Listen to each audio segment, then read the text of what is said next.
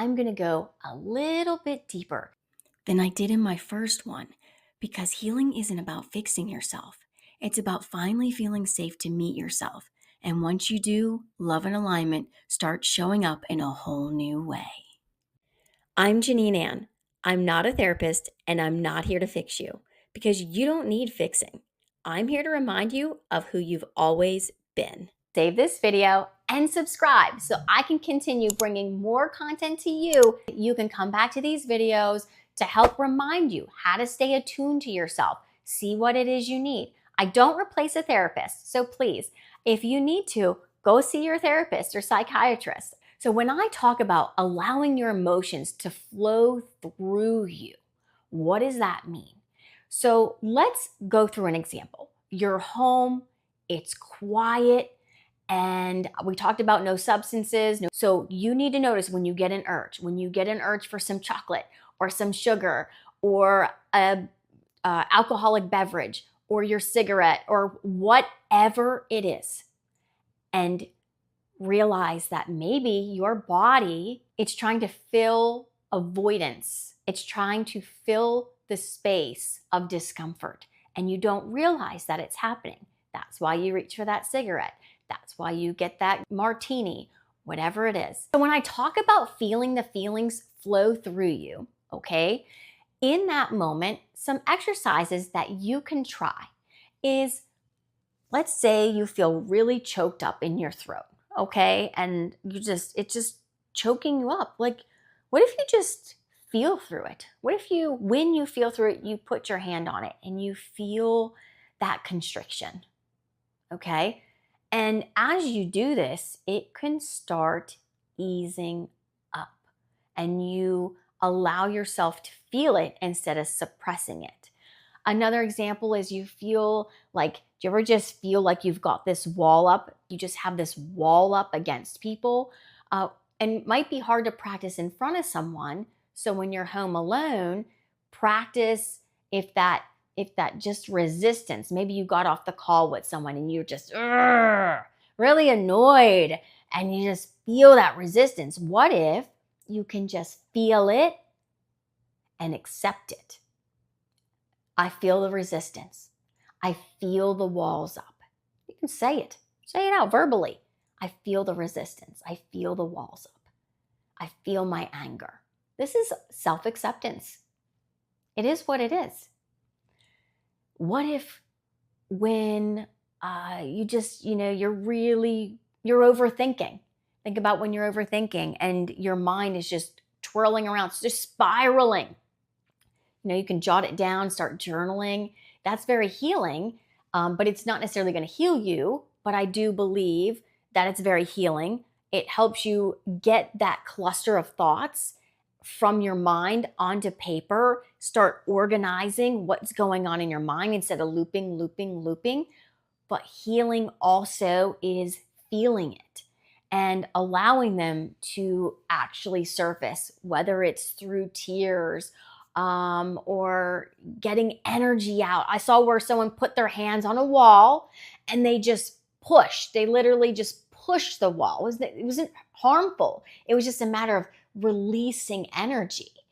And another way would be if you're feeling really tight in your tummy, putting your hand on your tummy and just feeling it and sitting with it and what is it? What's going on? I feel it stewing around. I feel it smoldering, whatever it is. And just, I'm really worked up and embracing that. And it sounds so odd. Like, how could this work? But it does, because you're experiencing and feeling different parts of you. And at the same time, acknowledge that they're parts of you. And acknowledge how uncomfortable it is. And the key is knowing that you're not going to let it run your life. That's important. You don't let them run your life and I'm going to call them icky feelings because we don't really like them. But what if instead of giving it something even negative like icky, because I think a negative connotation. And when we think happy, we think a positive connotation. What if we call all these emotions moving? and they're moving and flowing through you, and you acknowledge and accept that they are a part of you. Truly accepting that they're a part of you.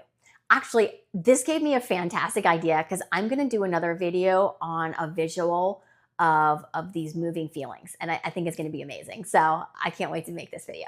Okay, so that's coming soon too. All right, so acknowledging, but not just acknowledging, because when I say acknowledging, we get in our head, but feeling it, right? So it's like, oh, my anger is just moving through me. And you, instead of being angry, you could be angry and you can yell and get energy out. You can do that, just scream it out. But also just totally saying, hey, that's a part of me. That sadness is a part of me. That excitability, that squeaky tone that I get in my voice when I'm really excited, or whatever happens to you, happens with you. And this isn't about perfection. It's not always having the right words in the right moment. But as time moves on, and the more you can embrace these moving feelings, and especially I'd like to say as a woman, we have a cycle, and you're going to notice, if you haven't noticed already, notice what happens throughout the weeks of your cycle. And one day you're excited, you might feel really in the slumps, and it can be hard to pull out of it, right? It's very pitting. But what if you just, it's like, hey, I feel this pitting feeling, and it's a part of me, and it's not going to take over my whole life. It's just who I am, and I love and embrace all of this pitting feeling that I'm experiencing. And this is self-acceptance. This is experiencing your true emotions, your real feelings. And sometimes we can't always do it in front of someone. And if you can, kudos to you. But if you need to just take that time alone to really experience it when you're not getting distracted by others, and you can be fully honest with what's going on, then what happens is, when you're in real life situations, start communicating more authentically. And I'll have more videos about that as well. And when you communicate more authentically about what you're feeling, you allow people to see you for who you are and respond. This doesn't mean that you show up as perfection. I would say that sometimes it's baby steps. I've seen where women have been very feminine and express something very feminine to another person, or very in tune with themselves, and the other person was like a hard rock and just totally rejected and dismissed them. Your communication is never to manipulate or control another person, and they have every right, if they want to, reject what you're saying. It gives you the opportunity to be full and whole with yourself, of expressing a need or expressing a feeling. And that doesn't mean they need to act or take an action on it just because you're experiencing that.